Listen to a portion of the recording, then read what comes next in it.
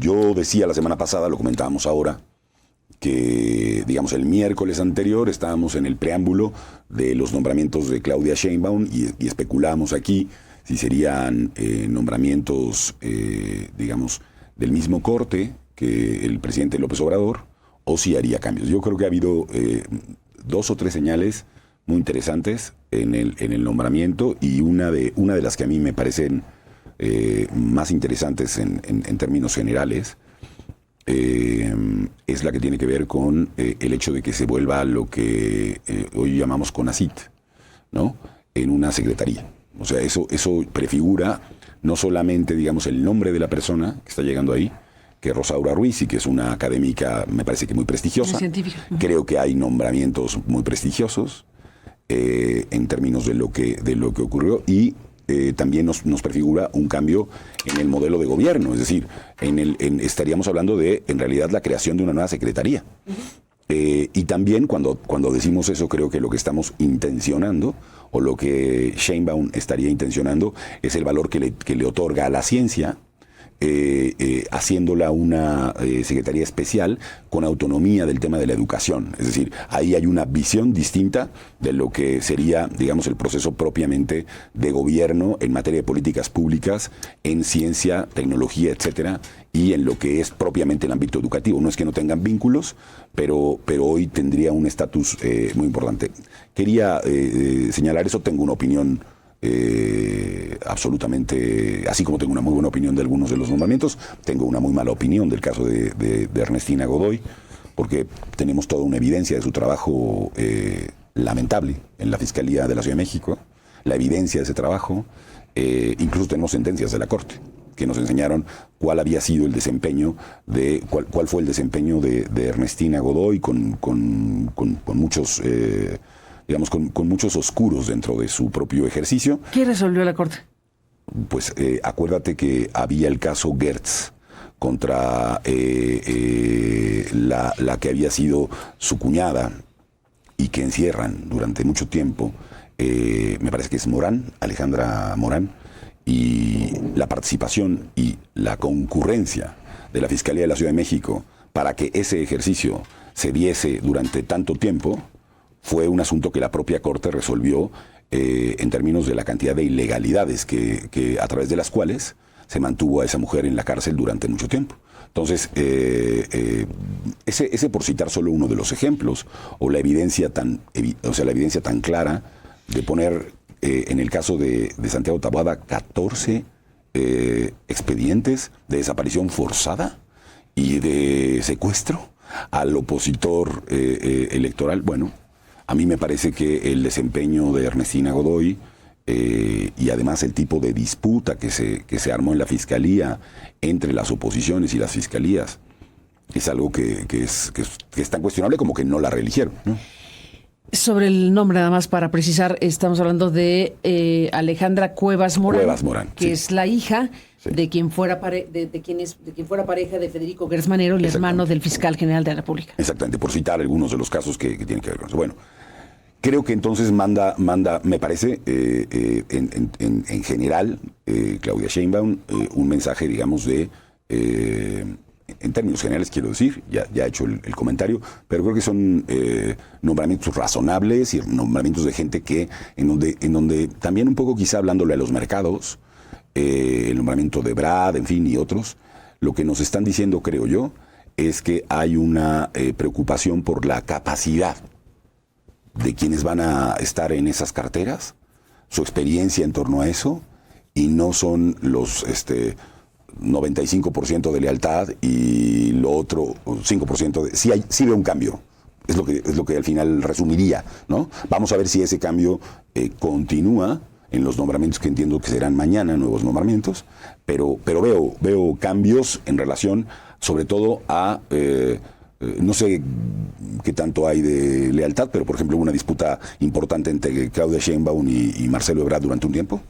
Y de todas maneras es invitado, yo pensaba que no llegaría al gabinete, bueno, es invitado al gabinete y es traído, digamos, me parece más que por una relación personal, por una relación de competencias y de lealtad que advierte la futura o la virtual presidenta electa, con el propio ex canciller y además ex adversario dentro de la competencia al interior de Morena.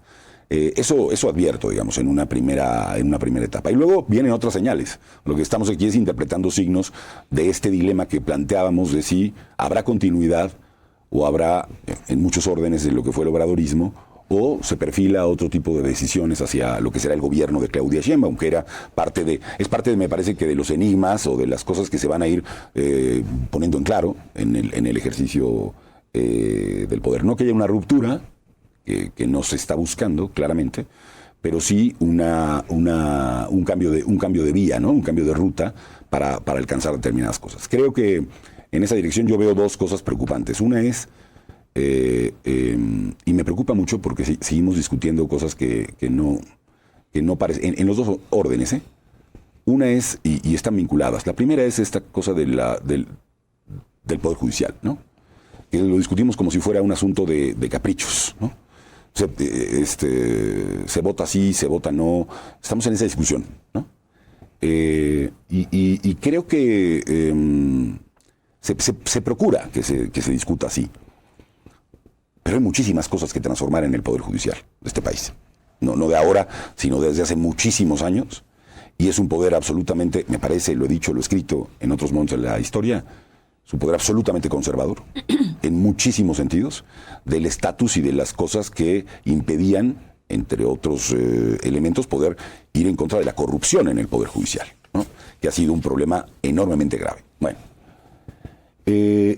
así que creo que es indispensable su reforma.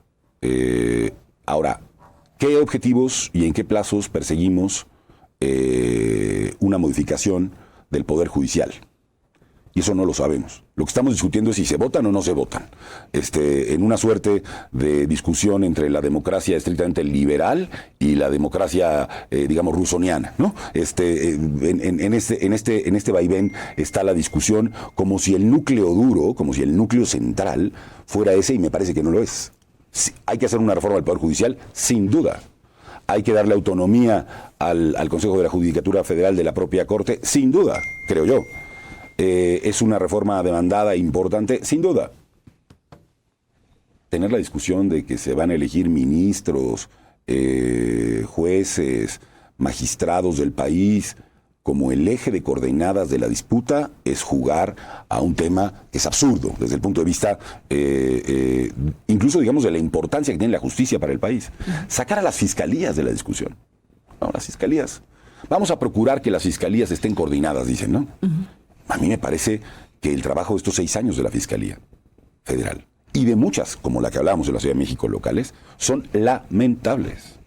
Lamentables. Y la justicia implica a las fiscalías, implica a las defensorías, implica las condiciones materiales de la gente que está cometiendo delitos. Entonces, parecería que la discusión, que evadimos una discusión fundamental. ¿Qué es esa, en términos generales? Sí, no hay que evadir eso, porque al final de cuentas, yo decía ayer que es una oportunidad. Al final amanecí positiva. Ayer amanecí positiva y hoy quiero refrendar esta postura porque al final de cuentas es una oportunidad si llegamos a tener Congreso verdaderamente, si llegamos a tener la posibilidad de que se procese democráticamente como se ha prometido. Y si esta promesa sucede, pues entonces estaríamos en la posibilidad de que a partir de las iniciativas, las que sean, las que se presentaron por parte del presidente, a partir de esa iniciativa se discuta realmente que sí, que alcance debería tener una revisión verdaderamente sistémica de todo el proceso que se lleva a cabo para la justicia y la seguridad. Y bueno, ayer teníamos aquí la exposición del trabajo preliminar, de lo que están siendo los resultados preliminares del encuentro nacional que promovió el propio Poder Judicial desde la Judicatura y de la propia ministra Piña para tener un encuentro nacional, y han hecho un montón de foros, un foro nacional y un montón de ejercicios que involucran a ministros, magistrados, fiscalías, policías, ministerios públicos, víctimas, y es un conjunto de informaciones que, bueno, se están sistematizando y que de alguna manera a lo que nos llevan es a lo que tú dices. Al final de cuentas, sin duda que se requiere una reforma del Poder Judicial y del resto de los poderes. Ya si nos ponemos a aspirar a cosas verdaderamente importantes, pues una reforma del Estado, si lo queremos ver así. Porque al final, si queremos ver las debilidades de los poderes, pues estamos poniendo foco sin duda en la justicia, que por supuesto requiere toda la revisión que queramos. Pero revisemos a los poderes en su conjunto. Sí, yo creo que a mí me parece que sería... Justamente el otro día discutíamos sobre si, tú me decías, no, pero transición, ¿no? Me decías en un día. El modelo de transición está roto, Carmen. Está finiquitado, así como el sistema de partidos. Y creo que una transición posible tiene que ver justamente con la posibilidad de hacer un nuevo acuerdo, si eso es lo que se quiere plantear en el país. Y eso significa efectivamente una reforma del Estado a grados tales que pueda plantearse incluso la construcción de una nueva constitución en el país. Me parece que estamos en una... Siempre y cuando estén las condiciones para hacer un debate democrático real. Es que el problema es ese. Porque si vas a sustituir una cosa para hacer otra cosa que no abone a la democracia, estamos fritos. Es que ese es el debate, digamos. Yo creo que hay mucha evidencia, lamentablemente, de que lo que se construye es un modelo del siglo XXI, no igual al PRI, distinto al PRI, pero igualmente autoritario que el PRI. Ese es el modelo que parece estar permeando dentro del proyecto. Esa es la evidencia que tenemos. Eso no significa que eso sea un mantra que así tenga que ocurrir, y por eso he hablado aquí de del progreso y la linealidad, etcétera, de estas cosas. A ver, te recuerdo un episodio de la historia. Llega Zedillo con una cantidad de votos entonces al poder, y lo que dice es: ciertamente he ganado las elecciones, pero las he ganado sin que hubiese equidad en la competencia política. Lo dijo Zedillo, ¿no? Tal cual previo a una reforma. Lo cual es una puerta, claro, una parte de... Y era totalmente cierto. Y era totalmente cierto. Y es también hoy totalmente cierto que así ha sido. Que creo yo, ya veremos lo que se resuelve, pero creo que hay mucha evidencia para sostener eso. Bueno, ¿cuál será el talante de Sheinbaum en relación a esto? De decir, voy a abrir la puerta para el diálogo, al pluralismo, o no se la voy a abrir. O voy a continuar con, digamos, la discusión de no me importan las razones. Lo que tenemos como proyecto, la maqueta, dice que se voten los ministros, los magistrados, y punto. O sea, no hay discusión democrática. Vas a ir a la Cámara de Diputados y van a... decapiten estos 11. ¿Decapiten estos 11? Pero incluso no solamente es eso, no me parece... Bueno, tiene otras cosas, la reforma, tiene una cosa importantísima, separar la judicatura de la Suprema Corte, que sin duda sí, y otras cuestiones que incluyen a la reforma, pero nos hemos focalizado en... Creo yo que nos tenemos que meter al problema de la justicia. A ver, ¿qué va a pasar en las entidades del país? Como si la justicia fuese solo federal. ¿Qué va a pasar en cada entidad de este país en relación al nombramiento de los jueces? ¿También se va a plantear eso?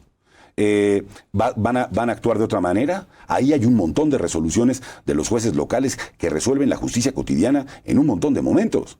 O sea, ¿cuáles son los problemas que tenemos de la justicia? Pues, esa es la discusión que tendríamos que tener, creo yo, y la pregunta es si desde el poder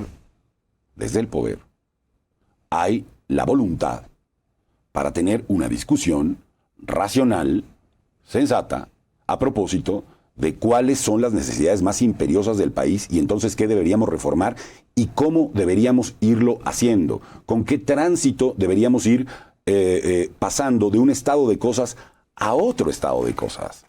Estamos hablando, leía una nota esta mañana, de cientos de miles de plazas y de cientos de miles de millones de pesos para 22,000 millones, leí en una nota ahora, la liquidación del actual poder judicial. O sea, es decir, ¿cómo es materialmente posible? Sí. O sea, ¿cómo es materialmente posible lograr un cambio sin volver, o sea, teniendo una discusión más o menos sensata respecto de lo que está pasando?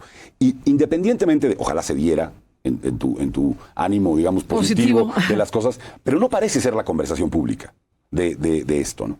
Igual ocurre, me parece, con el tema de la militarización de Claudia, ¿no? No, pues esto no es militarización. No, pues ¿cómo no va a ser militarización, Claudia? A ver, ella dice. Es que yo voy a ser la presidenta. Lo mismo que dijo el presidente hace 6 años. O sea, yo voy a ser la que dicte la política de seguridad pública y el ejército hará lo que yo indique. Si tú tienes y eso no es militarización, a pesar de que estamos viendo algo que está en contra de todos los estándares internacionales como hemos visto. A ver, Si tú tienes... Y del acuerdo original político que le dio prácticamente la unanimidad al presidente para crear en México la Guardia Nacional. Para que fuera civil. Para que fuera civil. Cosa que no ha respetado ni en el acuerdo constitucional ni en el político, y es parte de la disputa enorme y el conflicto enorme con el Poder Judicial. Entonces, por supuesto que ahí hay un ejercicio de militarización, y por supuesto que hay dentro del ejercicio de esa militarización el ejercicio concreto de la política que el civil, aceptando sin conceder el planteamiento. Yo voy a dictar la política y soy la civil, soy la comandanta suprema de las Fuerzas Armadas del país, o lo seré, y por lo tanto se tiene que acatar aquello que yo dispongo. Sí, con un problema, que aquello que usted dispone, no tenemos cuerpos que puedan ejercerlo en términos de el derecho civil y de la seguridad pública, porque esos cuerpos están hechos y diseñados para otro tipo de defensa, que es la defensa de la nación y la seguridad nacional. O sea, hay una enorme distinción entre una y otra cosa. Usted puede dictar la política de salud del país, pero si no pone a los especialistas a resolver el problema de esa política y pone a especialistas en otra materia, déjame decirlo así, si estamos hablando de especialistas en cáncer, pues necesitamos especialistas en cáncer, Carmen. Y si no los tenemos, tenemos que irlos formando. Pero, ¿a qué voy? Eso me parece que otra vez enfrascarse en la discusión pública esta que tenemos. Tenemos un problema enormemente grave de violencias en México. Un problema enormemente grave. Tenemos un montón de elementos y de diagnósticos para entender esas violencias. ¿Cómo vamos a actuar y en qué parte van a tener que decidir trabajar? Ya vimos que este gobierno decidió simplemente no construir una policía civil. Sería absurdo pensar que de hoy para mañana... No lo hicieron. No lo hicieron. Como tampoco lo hicieron los otros. Como no lo hicieron los anteriores. Ni Calderón, nadie. No. Calderón tenía una policía civil, intentó hacer cosas en relación a esa materia y hubo un fracaso por muchas otras cosas y razones. Pero para no meterme, digamos, en la historia de que todo ha sido lo mismo, aquí había un compromiso constitucional que se incumplió. Que es, va a participar el ejército en la medida en que se va construyendo la Guardia Civil. La Guardia Civil. Y la Guardia Civil no se construyó. No se lo quedó. Entonces ahora, en el minuto uno. ¿qué preocupa el planteamiento? ¿Qué preocupa el planteamiento? Pues no lo vamos a construir. Ya, que porque sea lo que queremos directamente. es que pase eso directamente a la Constitución y se les dé el mandato sobre eso. Pero el problema no es ese en sí mismo, pero es en abstracto. El problema son las violencias, el problema es la muerte, el problema son los desaparecidos, el problema son estadísticas amañadas, el problema es que tenemos más muertos que en cualquier sexenio previo. Y el problema es que tenemos y seguimos una guerra en un montón de lugares y control de los territorios en un montón de lugares. ¿Qué vamos a hacer al respecto de eso? ¿Y en qué medida decir militarismo sí o militarismo no resuelve ese problema que ha permanecido desde el pasado hasta todo el proyecto obradorista? Volvemos. Nos seguimos aquí en esta conversación. Estamos en la parte final de la charla con Alfredo Figueroa esta mañana.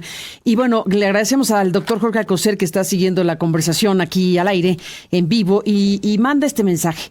A ver, ¿qué dice Jorge? Tú dijiste la palabra, bueno, estábamos en el punto muy Saludos optimista. a Jorge, saludos a Jorge. Un punto muy optimista de, bueno, sí se requieren reformas, sin duda este país requiere reformas por todos lados, de todos los poderes, de todas las circunstancias. Y se planteó el tema de discutir sensatamente lo que tenga que transformarse en este país. Y dice Alcocer, ¿cómo se puede discutir sensatamente, entre comillas, con quienes tienen el poder de cambiar la Constitución y las leyes por sí mismos? Esto es lo que dice en su mensaje. Bueno, hay que decirle a Jorge que este país inició la nueva institucionalidad democrática cuando el PRI tenía la posibilidad por sí mismo de modificar la Constitución. Y empezó una ruta que él conoce mejor que yo, probablemente, de modificaciones que le permitieron a la República llegar a, por ejemplo, la alternancia. Después de muchísimas reformas y de discusiones sensatas con quien tenía la posibilidad por sí mismo de modificar la Constitución. Claro, era otro contexto, era otro mundo y era otro país. Y eso nos lleva a una reflexión segunda, diría yo, interesante, de un artículo que... Sí, no se trata de agradecerle al PRI, sino era ese PRI que ya estaba en la circunstancia que tenía que abrir los espacios. Bueno, es que Y esto nos lleva a una reflexión, que por cierto, cito, que propone Mauricio Merino, otro ex colega, al que también mandamos a saludar. Mauricio, en un artículo en El Universal, decía, creo recordar que el título es No son iguales. Y estaba haciendo una comparación entre un partido hegemónico como el PRI y uno que parece prefigurarse, como es el caso de Morena. Bueno, y una de las distinciones interesantes que se hacían, y digo yo esto, es el PRI tenía una regla que fue la regla que construye Cárdenas, que es el presidente tenía todo el poder, autoritario, etcétera, durante 6 años. Pero terminado ese, es decir, justamente la construye Cárdenas contra el periodo del maximato, del callismo. Totalmente, ¿no? Él rompe el maximato. Lo rompe y construye y deja instaurada una regla indudable, que es la regla de usted será el monarca, déjame decirlo irónicamente, Dios. Será Dios. Usted será Dios 6 años. ¿No? Ajá, a ver. Pero pasados esos 6 años, se va. Ese Dios se termina. Y venía un nuevo Dios.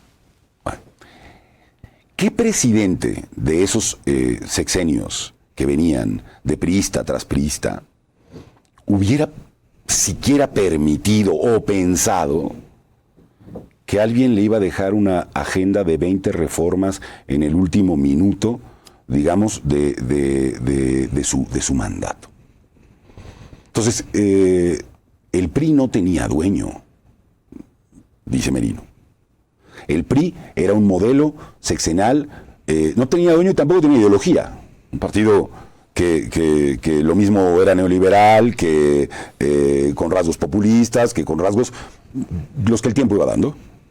Bueno, esto parece una cosa distinta. Aquí sí hay una suerte, digamos, hay un compromiso y tenemos que seguir haciendo eso que ya se resolvió en la voz del presidente en el pasado. ¿A qué me refiero? Hay que darle al Poder Judicial en estos términos, hay que seguir con esta lógica de la militarización, hay que también seguir con una lógica en términos de los programas sociales, también en otras cosas, algunas virtuosas. Entonces parecería que no estamos ante un mismo, esto no es el PRI. El PRI tenía unas ciertas condiciones de mucho poder del presidente durante el periodo que gobernaba, pero una vez que terminaba ese gobierno, eso se acababa. Y yo no veo aquí, o por lo menos seguimos discutiendo, o hemos estado discutiendo estas semanas, creo que en muchas mesas y creo que en el ambiente, digamos, del cotillo político, etcétera, cuáles son los niveles de autonomía de la presidenta, de si la presidenta electa virtualmente, etcétera, o quien llegará a ser presidenta del país, va a tener grados de autonomía y de reflexión y ataque del contexto concreto que se está viviendo, ¿no? Entonces, digamos, nos sirve la respuesta, Jorge, que ya lo podremos discutir,